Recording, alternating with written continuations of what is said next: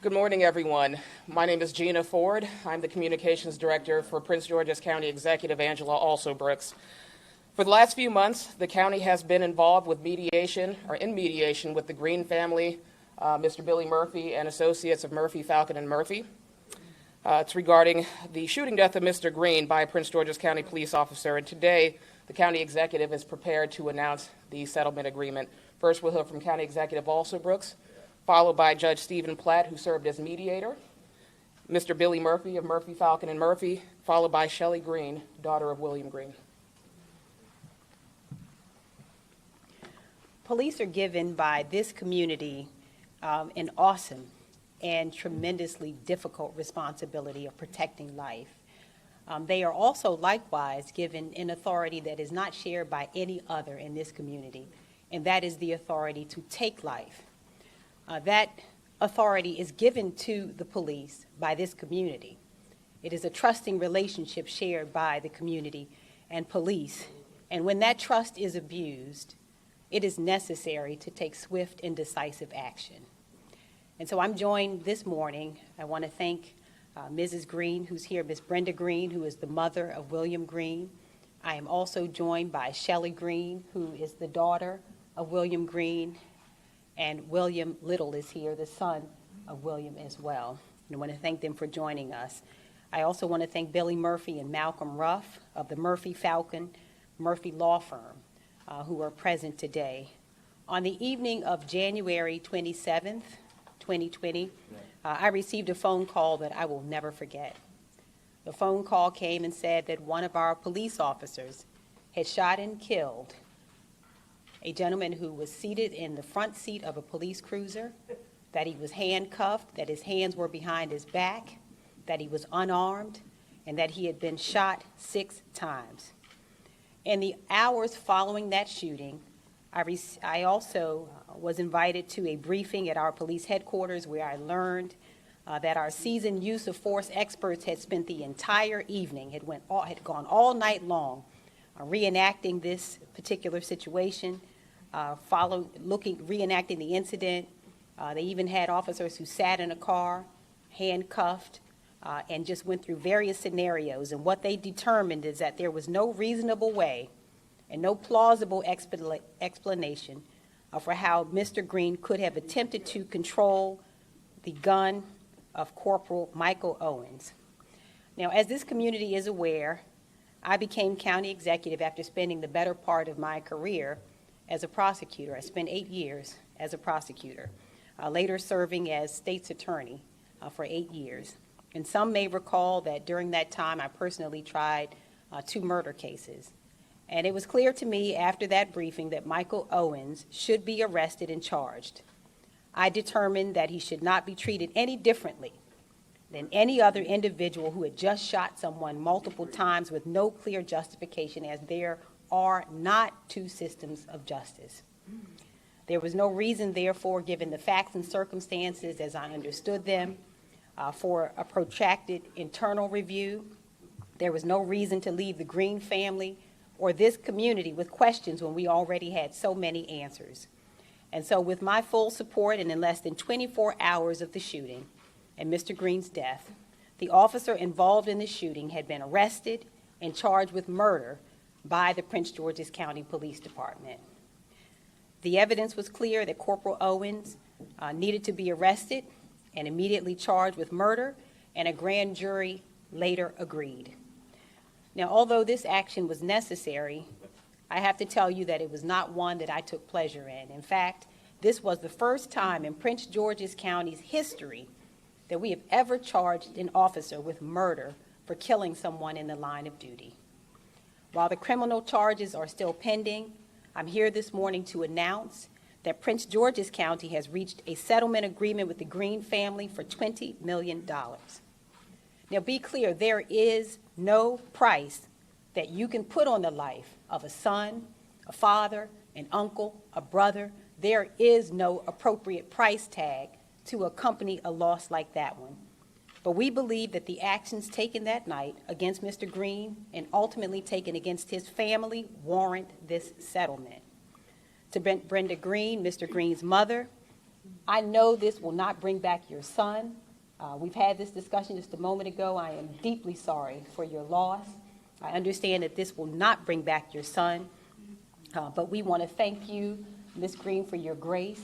Thank you for your patience during this process, and we are accepting responsibility. To Mr. Green's children, Shelley and William, and to the rest of his family, we understand that this will not bring back your father. We understand as well that he was a loved one to many, but in Prince George's County, what I can tell you is that it is our belief that when we are at fault, we take responsibility. And in this case, we are accepting responsibility. I also want to be clear that there is excellent work that is performed every single day by the men and women of this department. Many of them serve this community with dignity and grace and courage. And so in the same vein, when it is warranted, we will defend our police department and the men and women who faithfully serve our community with honor and integrity. Let me be clear, where we need to take responsibility, and I've always said it, we won't hide from it, we will. When we need to defend our department, we will. And when we need to make reforms, we will. And that is why by executive order, I established the Police Reform Task Force, consisting of 23 individuals with diverse backgrounds, to review our county's hiring, training, and use of force policies. I see Josephine Mourning here. I want to thank her from SCLC, who is a part of that task force. Thank her for coming out today and for the love and attention she showed this family during this time. And that what we are doing today is we are doing what I've always told you we would do, to be transparent, to call a wrong when we see it. And I am committed to moving forward with the necessary reforms when they are needed. I welcome the fresh look and unique perspectives of the task force to ensure best practices, and I know that they are conducting the review in a deliberate and professional manner, and I want to thank that task force in advance. For this reason, when the task force came to me to ask for an extension of their timeline, I approved it. They will now conclude their work and submit their recommendations by December 4th. When I was serving as state's attorney, the first unit that I established was a unit called Special Prosecutions Unit. It was the first of its kind unit ever to be established in the state's attorney's office, and that unit is designed to investigate and prosecute police officers and other public officials who potentially commit crimes or abuse their oath of office. I established this unit to ensure that those entrusted to protect and serve the public were also held accountable when necessary in a court of law. As county executive, we will continue to hold those who step outside their oath accountable for their actions, and we will continue to work diligently to have a police department that our community and our police officers are proud of. To Prince Georgians, as I have said throughout my career in public service, we will be transparent and accountable, and while we may not always get it right when we are wrong, we will accept responsibility and work to correct deficiencies. And in the instances where it's not as apparent, we will defend the county while working to make improvements when necessary. Now I want to bring Judge Platt to the podium. I want to thank him for his work in this case, and he will address the process. Thank you. Thank you. First of all, my involvement as a mediator, while not unusual, and is my presence here is unusual for two reasons.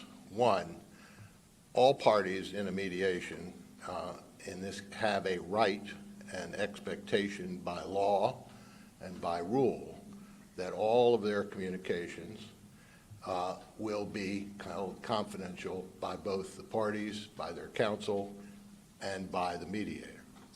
Only because both sides, both parties, all parties in the Green family, Prince George's County at the county executive, have waived that right, and not only waived that right, but in the interest of the transparency that the county executive just described, have requested that I be here to explain the process that we underwent that ultimately reached the result and the settlement of this case. To the extent that some good can come out of something very bad, okay, that is why I'm here, to explain that process in a way that I hope the readers, the public, and the media will further explain. I think this occasion is historic for a number of reasons. Doing what I do, and this is not my first case involving the police department of this and other jurisdictions. Some of the names that have requested confidentiality will remain so. Let me just say that this is about the 10th case that I've done, at least, involving police departments and charges of excessive force and including this one. I'll honor their confidentiality by not mentioning their names or so forth, but they would be familiar to the media if you heard them. I've looked around the country, and I preliminarily want to say that this process began and ended, and in between was different than any mediation I've ever had involving the police or anyone else for that matter, in that what we were negotiating, if you want to call it negotiating, but what we were talking about was what's fair. And that is not always what we talk about.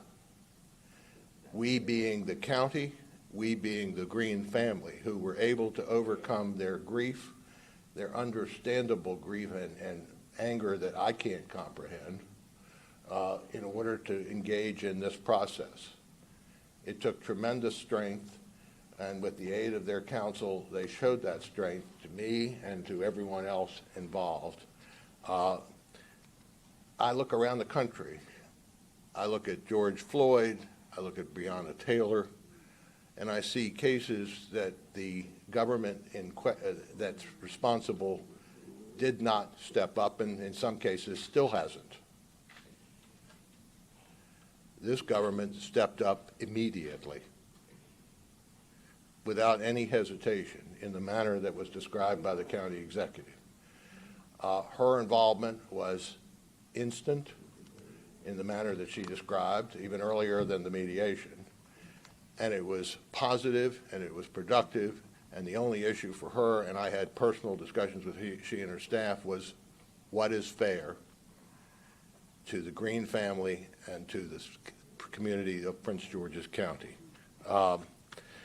The differences in this mediation are some, the ones I've just described, but I also want to give credit to counsel for both Prince George's County and for the Murphy Falcon law firm for the Green family. Without their assistance, without their support, this settlement was reached at a number. I was not there as a judge, I was there as a mediator, and there's a tremendous difference. This number was what was determined at the end of the day to be fair. This case compares, unfortunately, the facts of this case drove the discussion, and the facts were uniformly bad. More aggravating in some instances than the more high-profile cases that have gone on around the country. Again, the aggravating factors here were too numerous to uphold. There was an article about 2 weeks ago that talked about the evidence against this officer, that was the evidence that drove the result in this case, among others.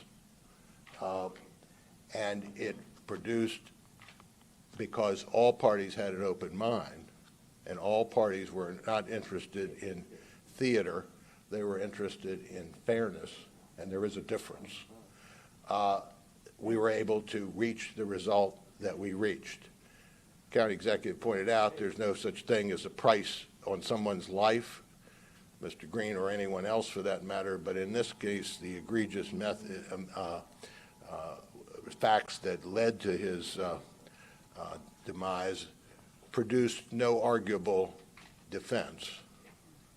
And the recognition of that by the Prince George's County government and the executive in making the decisions that they made is what enabled us to reach this result, which I think is fair to all. And that goal was the goal that we reached. I'm proud to have been a part of it. we live in somewhat alternative universes. You see that around the country. The world that this mediation encompassed for both the Green family and the county, at the end of the day, was reconciled. We won't forget, we won't forgive, but we can move on. And I'm extremely proud to have been a part of that. And the Green family continued throughout the mediation to express not only interest in the monetary settlement, but in the effort that the county executive described to reform the processes. And they will remain a part of that, I'm sure. The task force will take the time it needs. The Green family will contribute to their deliberations in a manner that certainly helped me understand what needed to be done and what could be done in this case, and more importantly, perhaps in the future, to keep there from being any more William Greens.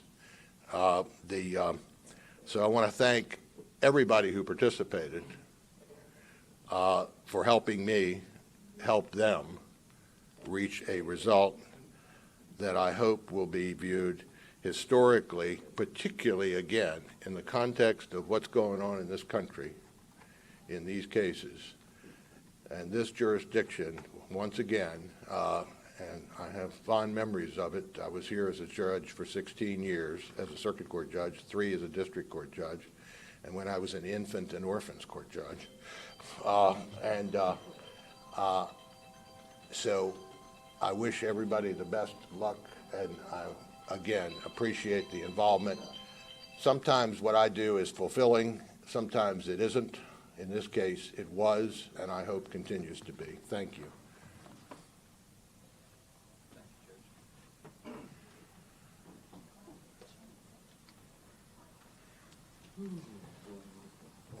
I'm Billy Murphy, and standing next to me is Malcolm Ruff, who is a brilliant young lawyer with our firm. First of all, I want to thank Angela Alsobrooks for having the courage to do the right thing in this case. I want to thank Judge Platt for his amazing mediation skills, which played a large part in our ability to come up with an agreement that we both thought on both sides was fair.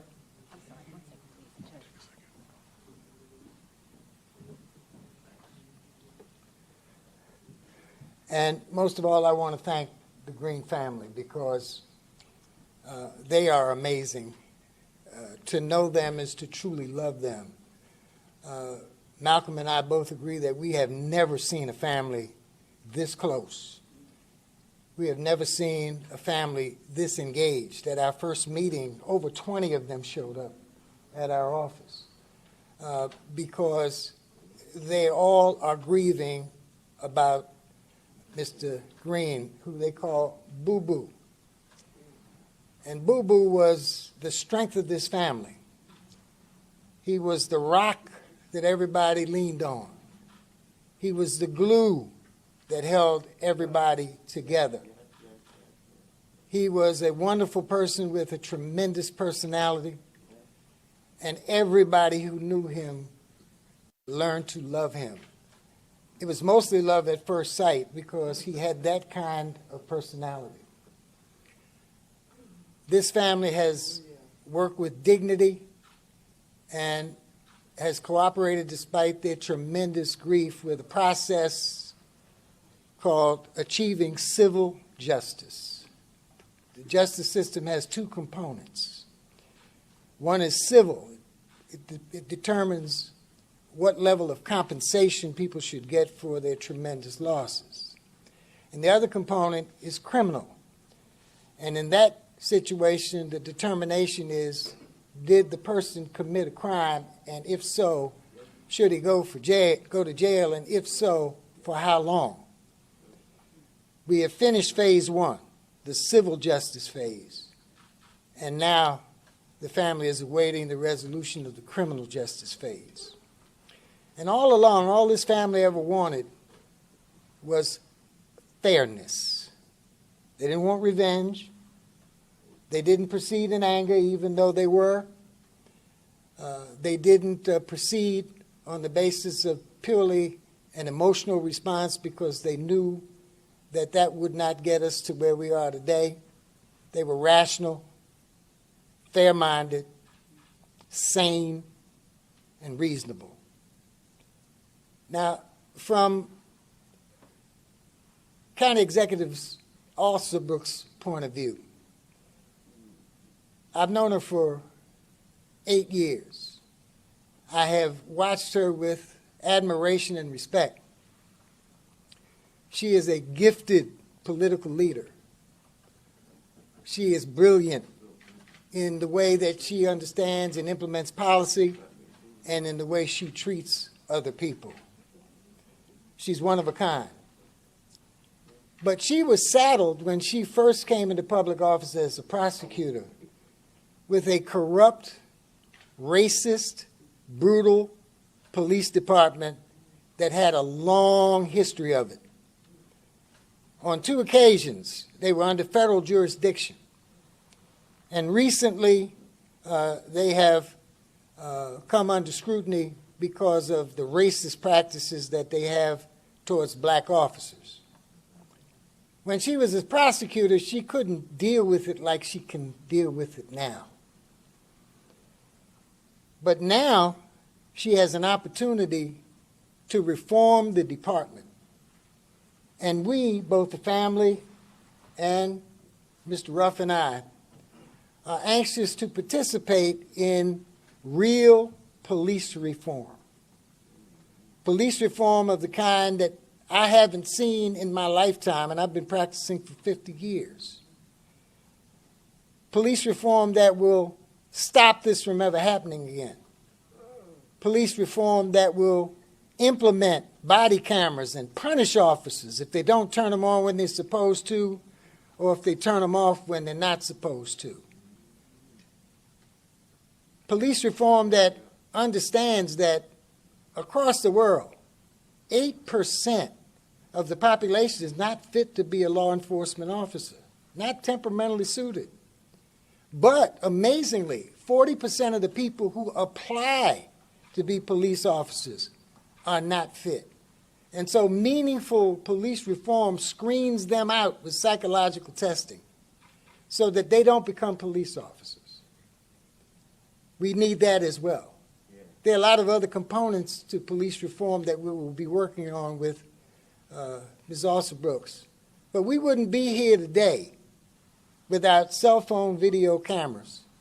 And we won't be here as a continuous process unless body cameras are uniformly implemented across the country. So, in this case, the takeaway is that the black life of Mr. Green truly matter. And the black lives of his mother and 2 children truly matter because black lives matter. Black lives matter. This is a historic settlement. The number here reflected the heinous nature, the brutal nature, the senseless nature of what happened to Mr. Green. And in my 50 years, I have never seen a case this brutal, this senselessly brutal, this depraved, and this unjustifiable conduct. Never seen it before. And I've seen a lot of police cases. I've handled a lot of police cases. Now, Malcolm and I put in, easily 200 hours of research on the background of this officer. Malcolm says more. And what we found was that there was this terrible, terrible pattern in him of senseless, hair-trigger violence. We found out things about his background that were terrifying. And suffice it to say, he was one of the 40% who got through who was unfit to do the job. So again, I want to thank County Executive Alsobrooks. I want to thank Judge Platt. I want to thank this family. And I want to thank Mr. Ruff and the members of my team for the tireless work and effort that they put in to make this settlement happen. And with that, I'm going to turn the floor over briefly to Mr. Ruff. Come here. Come here. You got to get used to this because you're a brilliant trial lawyer. Well, I'll just offer this. It has been an amazing experience dealing with the grief that this family has had to go through. I was sitting in their living room on January 28th, and the emotion, the heartache was palpable. And I promised them on that day that we would give every ounce of our being to making sure that the legacy of William Green is never forgotten. And so I know that this family will go forward from today, and they will never let you forget, because William Green deserves to be celebrated. And like Billy said, his life absolutely mattered. And today is a message to law enforcement agencies and officers across this country that unlawful police violence against unarmed black men shall not go without a severe penalty, and that our communities will no longer stand for this. Amen. Amen. One last thing, if I may. What drove this settlement was the reality that if there had been a trial, the verdict could have been catastrophically high. And there was nothing that could be done to prevent that or minimize that because the evidence against him was so terribly strong. And so, to all of those who may second guess the number, it would have been much worse if we'd gone to trial. And County Executive Alsobrooks realized that. And she realized that to make the right decision in this case, that would actually save the county money, that the time was now to come to an agreement so that justice could be attained that was viewed favorably by both sides. I'm a trial lawyer. I love going to trial. I've gotten bigger verdicts than this for police brutality. And I know what could have happened if we went to trial. But from the family's point of view, they didn't want to wait 4 years for a trial and 2 years for an appeal. They wanted justice as soon and as swiftly as we could get it. And so the county should be grateful. The members of the county government should be grateful. The people of this county should be grateful that Angela Alsobrooks took care of business in a way that protects not only the interests of the family, but the interests of this county. Thank you very much.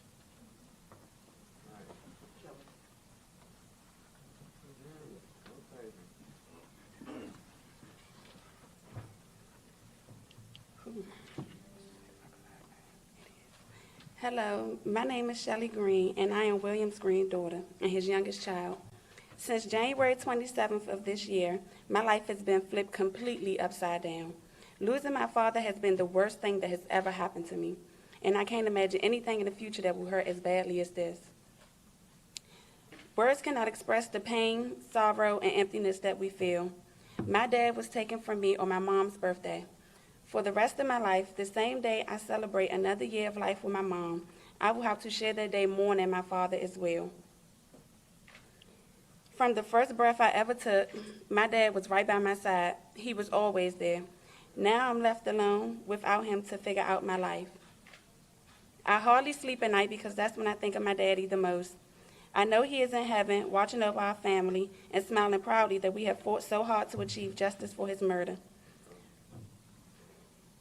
Often I pick up the phone to call him and remember he is no longer there for me to lean on. I worry for my brother because he has now had to step into the large shoes of my father to be the backbone of this family at such a young age. I look at my grandmother, whose eyes hold nothing but sorrow now. Her once happy personality is now gone. No mother should ever have to bury their own child. I know she wishes that she could just hug my dad one last time, but she never will again.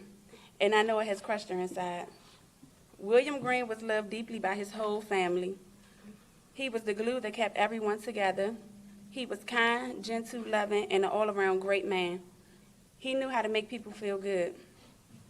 I could go on and on about my father, but at the end of the day, nothing I say or do will bring him back. So now I must be his voice. I must fight for justice for him. I must be the woman he was molding me to be. I must make sure you never forget his name, William Green. Our family would also like to acknowledge County Executive Alsobrooks for working with us to achieve this settlement. It will never make up for the precious life of my father, and if I were able to choose, I would choose my daddy every time. But we will make sure that we use these resources not only to keep my father's legacy alive, but to also combat the evil of police brutality. Thank you.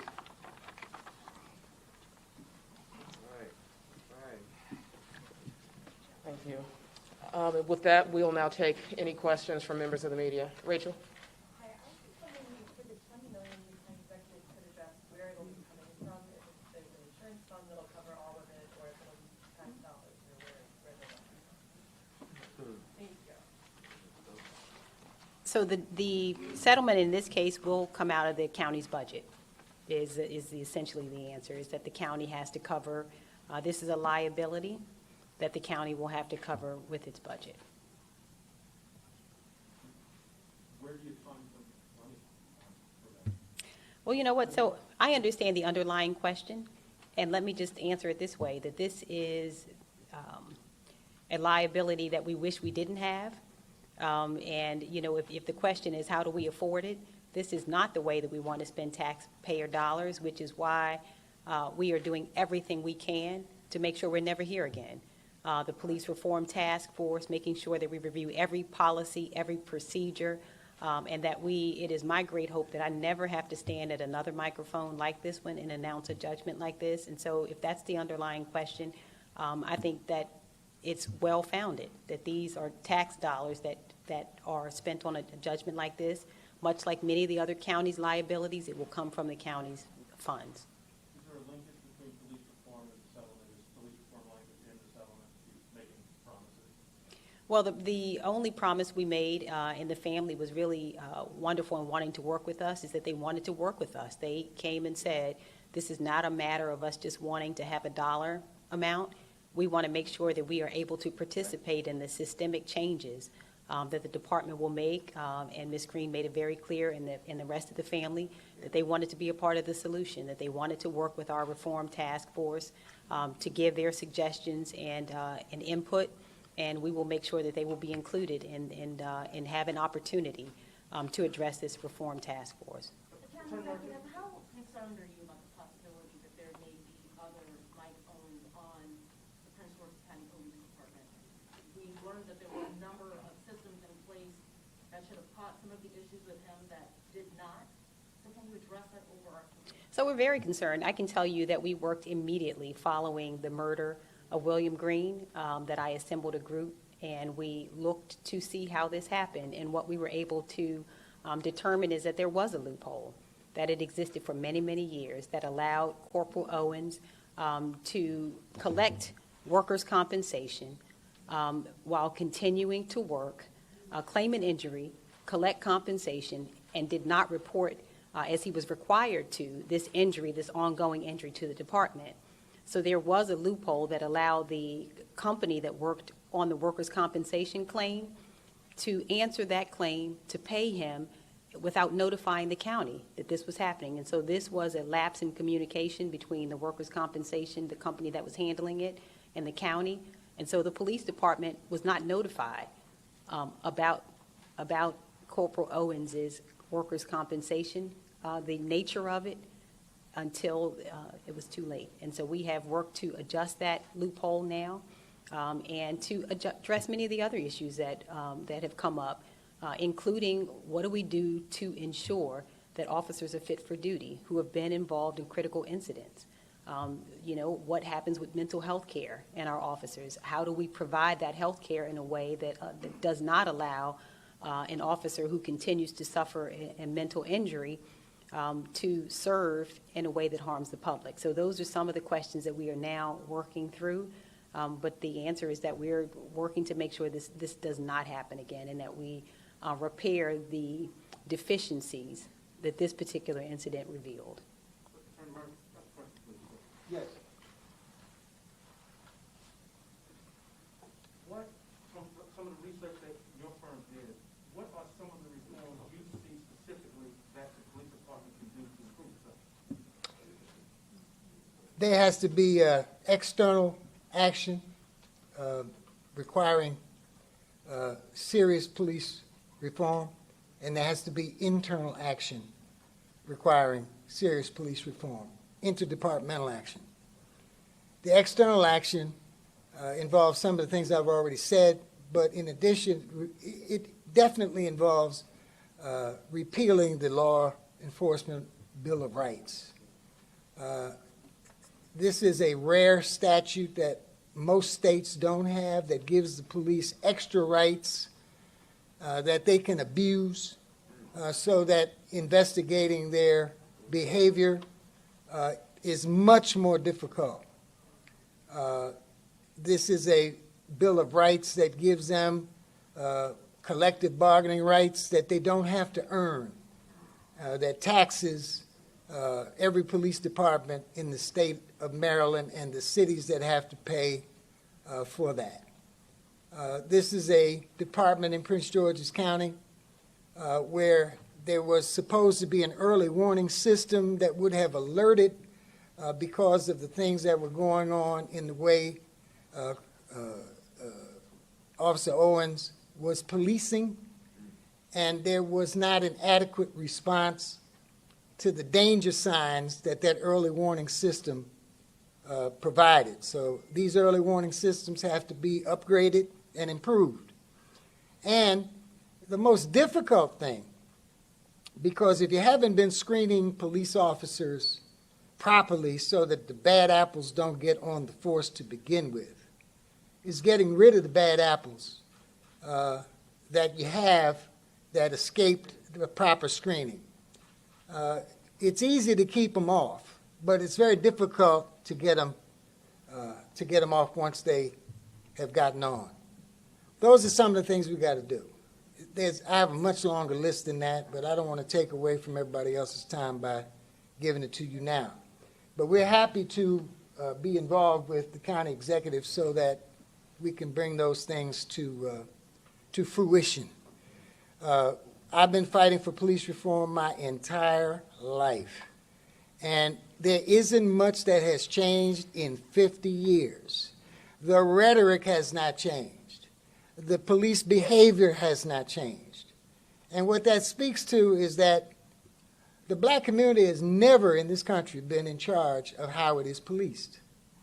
From the beginning of our journey from forced slavery as Africans to the present time,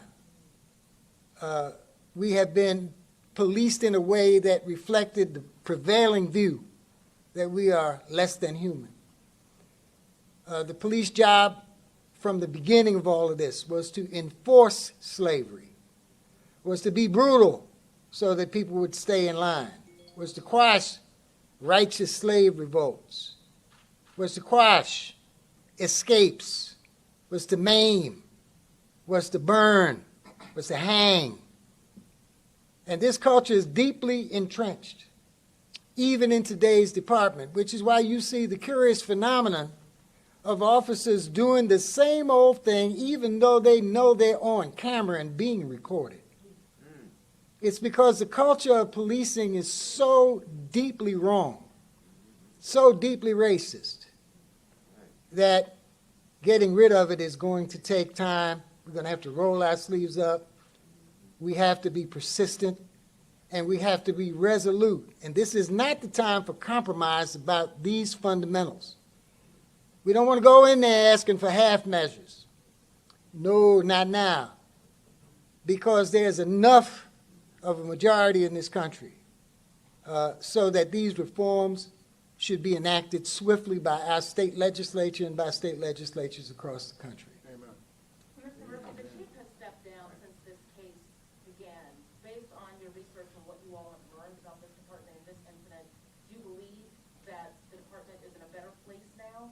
Or how would you address it? No. The department is not in a better place right now because these changes don't happen because somebody got fired. They don't happen without wholesale reform. And that hasn't happened yet. And there are many who are pessimistic and don't do what they're supposed to do to speak out and to work hard to make a change. I've never been one of those. And as long as we have brutality, and as long as it is unaddressed by civil justice, we'll take bad cops to trial and we'll hit them hard. And sometimes getting big verdicts like we've gotten historically is the only way to get police departments and city governments and county governments to listen and do the right thing. Because if you don't hurt them in the pocketbook, you haven't hurt them at all. Let me just address one part of that. So Mr. Murphy and I agree on a whole bunch of things. Let me just, he just now offered an opinion about our police department. And let me just say this about it, is, you know, he mentioned that absolutely nothing has changed in the last 50 years. And what I should offer, I think is important in that there is no one size fits all. I don't think it's fair to compare our department to Prince George's County is a department that is its own department. And the truth of the matter is this, and this is an undeniable fact, is that the result that we are discussing here today would not have been possible in the last 50 years. What I am telling you is that this is a significant departure from how these cases have been handled. I don't think that it should be taken lightly that Corporal Owens was first held accountable by his own. Within 24 hours of this shooting, he was charged by his own. I think that's significant. That is how this started, is we came here because the night of this incident, I received a call that said, there's something amiss here. And this doesn't feel right. Let's come together. And less than 24 hours after Mr. Green was murdered, Corporal Owens was in custody and had been charged. That's significant. Now, it doesn't cure everything. It does not mean that we don't have other meaningful reforms that need to be made. But I think that it would be awful for us to walk away today and not recognize that there have been significant reforms that have already been made and significant sort of work that's been done in this department, including that led to a decision like that one, that there will be new leadership of this department, that we are in the process of searching for a new leader, that we have engaged many in our community. And these are varying voices who have volunteered to step forward and work with us to make sure that the meaningful reforms that we all agree should be made will be made.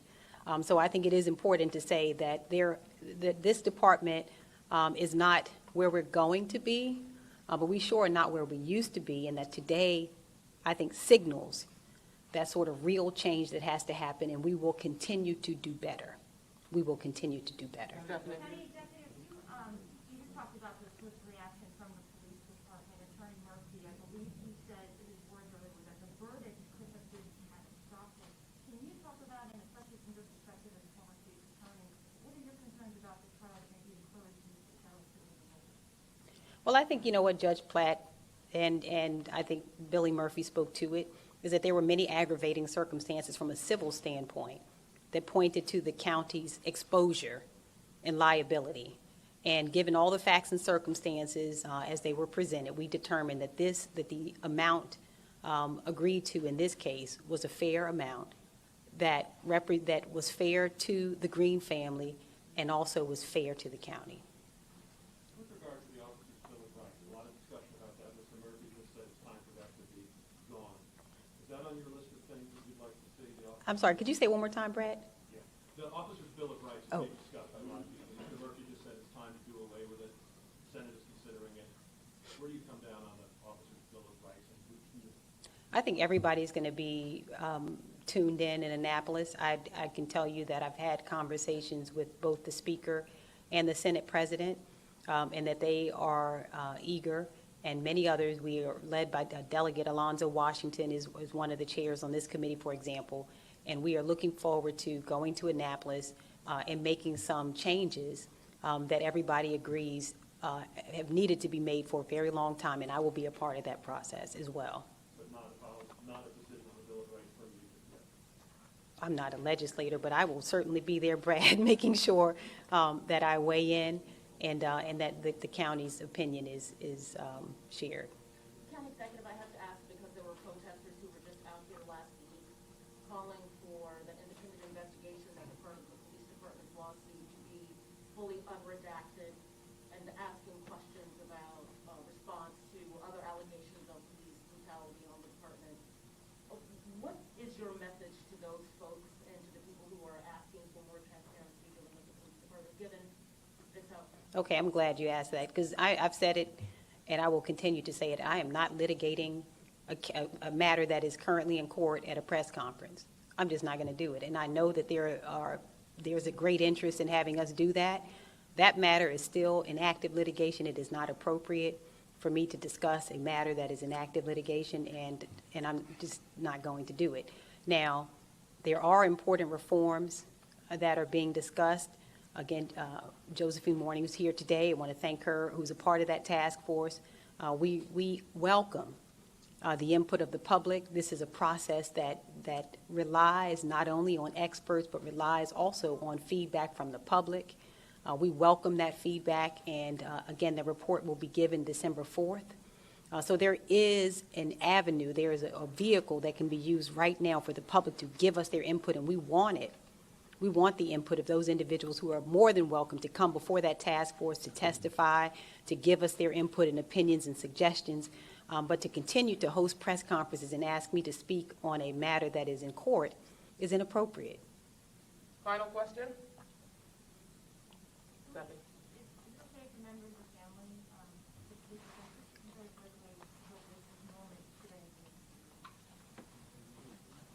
Did you hear what she said?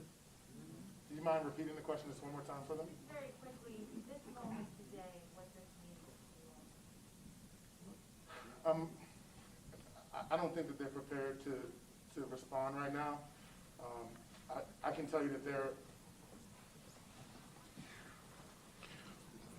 I feel comfortable speaking just briefly on their behalf. As you can imagine, they've been going through a lot of emotions, grief, remorse, pain, anguish. Obviously, we are here because we've agreed to settle at this historic number, because it will do great things for this family going forward. And I believe Miss Brenda, this woman is a pillar of strength. She deserves everybody's respect and attention, and well wishes and love. And so I'll give you Miss Brenda Green. Or Nikki Green. Nikki Owens. Miss Owens is a cousin of William Mr. Green. Yes, I'm Miss Green's niece. For our family, honestly, this doesn't bring resolution. This doesn't bring justice. This doesn't bring peace. This really doesn't make anything better for us. We're still mourning the loss of William Green. We're going to mourn the loss of William Green for a very long time. This is hard. Losing someone in this way is, you don't go through the normal grieving process. Coming to this press conference was not easy for my aunt. This is like the day he died. So she relives this every time a George Floyd is killed, every time a Breonna Taylor is killed. My aunt relives this every single day. His children is living this every single day. So this judgment is necessary. This settlement was necessary for us to move on and move past this, but we still have a criminal trial to get through, and we still have a grieving process to continue. So this does nothing for us, but just closes this chapter and helps us move on to what's next.